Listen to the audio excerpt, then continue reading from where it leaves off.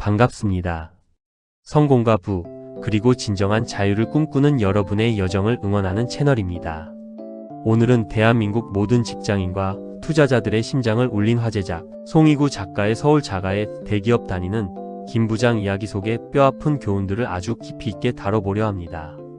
이 책은 소설 형식을 빌리고 있지만 사실은 우리 주변 아니 어쩌면 미래의 우리 모습일지도 모를 사람들의 민낯을 보여주는 아주 날카로운 지침서입니다. 오늘 영상은 평소보다 조금 깁니다. 하지만 이 통찰을 끝까지 함께 하신다면 여러분은 단순히 책 한 권을 읽는 것을 넘어 인생의 항로를 바꿀 수 있는 강력한 무기를 얻게 되실 겁니다. 막연한 희망 고문이 아닌 현실을 뚫고 나갈 날카로운 통찰과 구체적인 실행 방안 10가지를 지금부터 하나씩 풀어내 보겠습니다.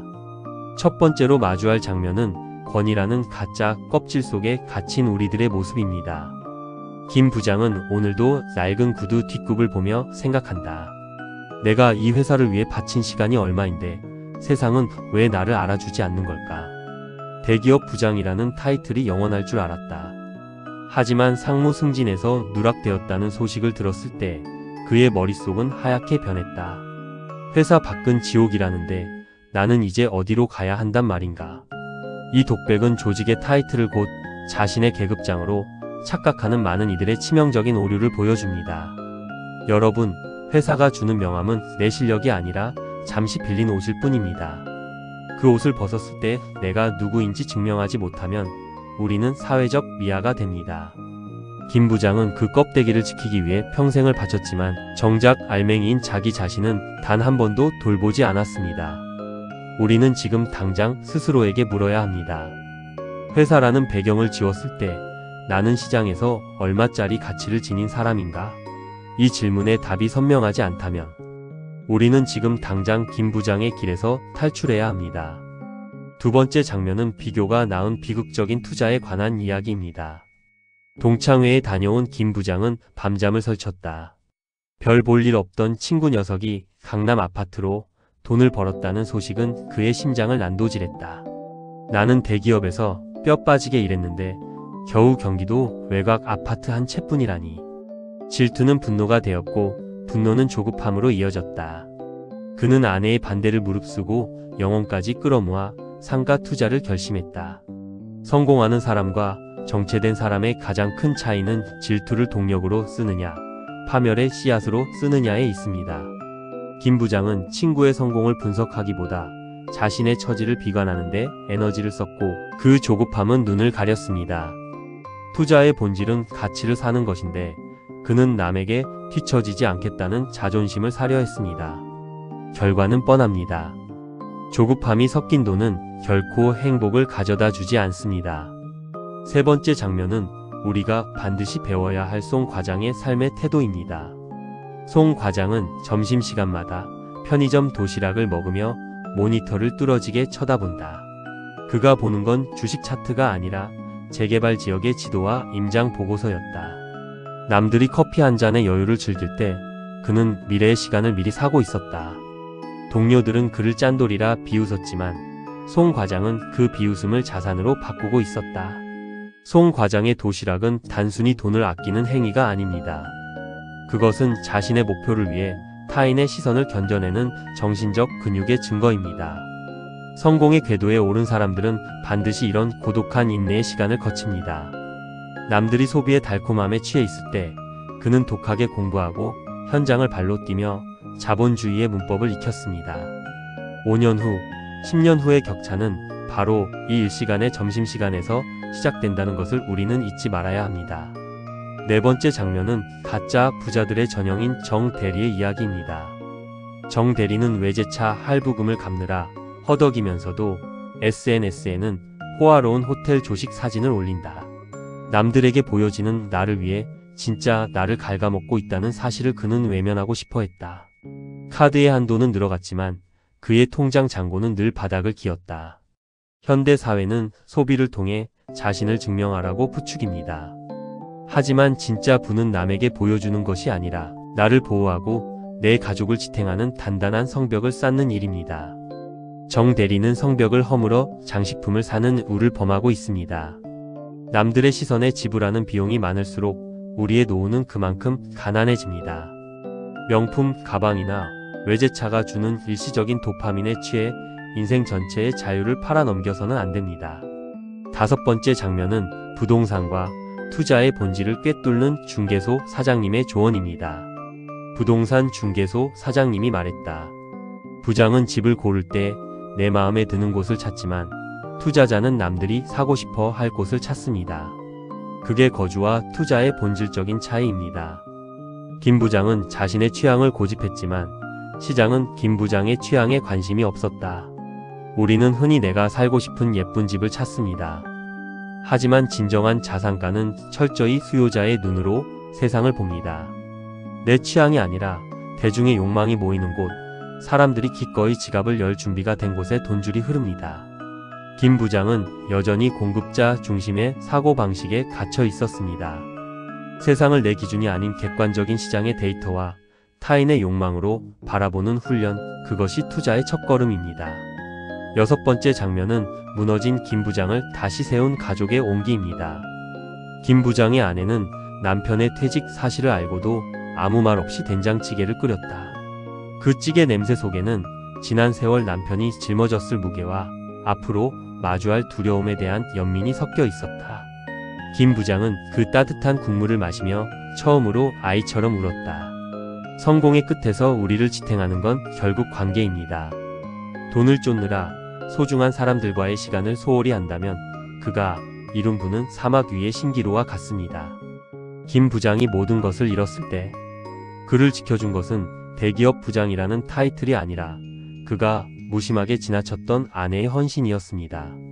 진정한 부자는 돈이 많은 사람이 아니라 돈이 없어도 곁을 지켜줄 사람이 있는 사람이라는 사실을 이 장면은 말해줍니다. 7번째 장면은 변화를 거부하는 꼰대 정신에 대한 일침입니다.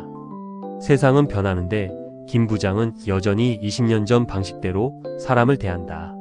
나 때는 말이야 라는 문장 속에 갇혀 젊은 세대의 흐름을 공부할 생각은 하지 않고 비난하기에 바빴다. 신입 사원들이 스마트폰으로 업무를 처리하는 것을 보며 게으르다고 혀를 찼지만 정작 시대에 뒤처진 것은 자신이었다. 꼰대가 된다는 것은 나이가 드는 것이 아니라 배움을 멈추는 것입니다. 시장의 흐름과 기술의 변화를 무시하는 순간 우리는 도태됩니다. 김 부장의 권위의식은 변화하는 세상 앞에서 가장 먼저 꺾여야 할 장애물이었습니다. 성공하고 싶다면 우리는 항상 초심자의 마음으로 새로운 기술과 문화를 받아들일 준비가 되어 있어야 합니다. 8번째 장면은 무지의 소치가 불러온 참혹한 대가입니다. 최 부장은 은퇴 후 상가 주택을 사서 월세를 받으며 노후를 보낼 꿈에 부풀어 있었다. 하지만 수익률 계산법도 모른 채 지인의 말만 믿고 덜컥 계약한 건물은 그의 노후를 갉아먹는 괴물이 되었다. 공실은 늘어갔고 대출 이자는 목을 조여왔다. 지인은 이미 연락이 두절된 상태였다. 공부하지 않는 투자는 도박보다 위험합니다. 특히 은퇴 자금처럼 소중한 돈을 남의 입에 의존해 투자하는 것은 내 인생의 운전대를 술 취한 사람에게 맡기는 것과 같습니다. 스스로 분석하고 스스로 리스크를 계산하며 최악의 시나리오를 대비할 수 있을 때까지 우리는 펜을 놓지 말아야 합니다. 9번째 장면은 실패 속에서 발견한 새로운 희망입니다. 실패는 아프지만 그 안에 담긴 교훈은 달콤하다. 김 부장은 전 재산을 날릴 위기에 처해서야 비로소 숫자의 무서움을 알았고 자신의 오만함을 뉘우쳤다. 인생의 바닥은 더 내려갈 곳이 없다는 희망의 다른 이름이다. 그는 경비 일을 시작하며 사람들의 발을 보았다. 예전엔 보이지 않던 평범한 사람들의 치열한 삶이 보이기 시작했다. 위기는 재정비의 기회입니다. 김 부장이 모든 것을 내려놓고 낮은 곳으로 내려갔을 때 그는 비로소 진짜 세상을 보는 눈을 갖게 되었습니다. 비참함은 그를 겸손하게 만들었고 그 겸손함은 다시 일어설 수 있는 단단한 토양이 되었습니다. 이제 이러한 통찰을 바탕으로 우리가 당장 실천할 수 있는 아주 색다르고 새로운 실행 방안 10가지를 제안해 드립니다. 뻔한 이야기가 아닌 여러분의 뇌 구조를 바꿀 수 있는 실제적인 지침들입니다. 첫째, 나의 명함에서 회사 이름을 완전히 지우고 나라는 개인의 자생력을 평가하는 퍼스널 생존 지수 보고서를 작성하십시오. 회사가 없어도 수익을 창출할 수 있는 나의 기술이 구체적으로 무엇인지, 그것이 시장에서 얼마의 가치로 환산되는지 냉정하게 적어보는 것입니다. 만약 적을 것이 없다면 오늘부터 여러분은 회사의 부속품이 아닌 시장의 주권자가 되기 위한 기술 연마를 시작해야 합니다. 둘째, 일주일간 내가 사용하는 모든 단어를 수집하고 분석하십시오. 만약 불평, 시기, 과거 회상적인 단어가 전체의 50%를 넘는다면 강제로 미래지향적이고 긍정적인 단어로 치환하는 언어 재설계 훈련을 하셔야 합니다. 언어는 사고를 지배하고 사고는 행동을 결정합니다. 김 부장의 나 때는을 버리고 앞으로는 이라는 단어를 입에 붙이는 것만으로도 인생의 궤적이 변하기 시작합니다. 셋째, 매주 토요일 오전 전혀 연고가 없는 낯선 지역의 부동산 3곳을 방문해 상담받는 낯선 임장 챌린지를 시작하십시오. 내가 잘 아는 동네는 편견이 개입됩니다. 아무런 정보가 없는 곳에서 타인의 욕망이 어디로 흐르는지, 그 지역의 대장 아파트는 왜 대장인지 현장의 목소리를 듣는 감각을 깨워야 합니다. 발바닥에 굳은 살이 박이는 만큼 여러분의 자산은 불어날 것입니다. 넷째, SNS의 팔로잉 목록을 완전히 청산하고 내가 본받고 싶은 자산가나 철학자 10명으로만 채우십시오.